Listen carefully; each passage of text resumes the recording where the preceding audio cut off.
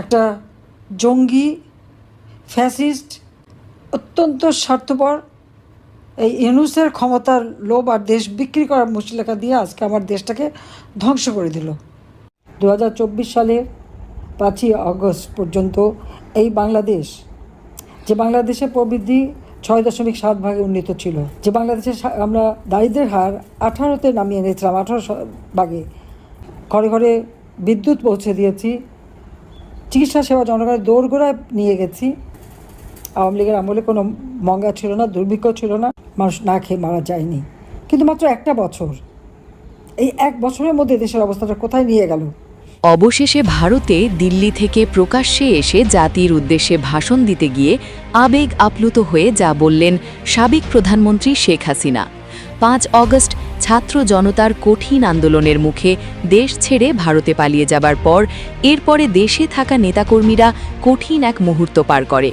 নেতৃত্ব শূন্যে আওয়ামী লীগের অস্তিত্ব বেশ হুমকিতে পড়ে।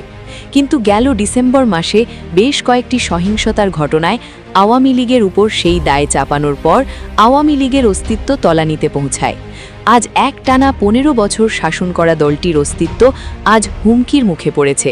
তাই এবার নতুন বছরের শুরুতে সেসব সহিংসতার ঘটনায় এবার ভারতের দিল্লি থেকে প্রকাশ্যে এসে জাতির উদ্দেশ্যে এবার যা বললেন সাবেক প্রধানমন্ত্রী শেখ হাসিনা। তিনি বলেন, আজ সেই সাজানো গোছানো দেশটাকে জঙ্গি ফ্যাসিস্ট স্বার্থপর ক্ষমতালোভী ইউনূস আমার দেশটাকে বিক্রি করে মাত্র 1 বছরের মাথায় সব কিছু ধ্বংস করে দিয়েছে।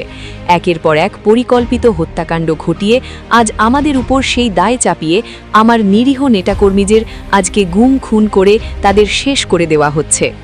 আবেগ আপ্লুত হয়ে শেখ হাসিনা বলেন, আজ মানুষকে ভুলবাল বুঝিয়ে আওয়ামী লীগের বিরুদ্ধে ভুল মেসেজ দিচ্ছে। আওয়ামী লীগকে নিশ্চিহ্ন করে নিজের ক্ষমতা পাকাপোক্ত করছে সে। তাই দেশবাসীকে বলবো, এই দেশ বিক্রি করা জঙ্গি ইউনূসের বিরুদ্ধে আপনারা ঐক্যবদ্ধ হন এবং আপনারা তার এসব পাতা ফাঁদে পা দেবেন না।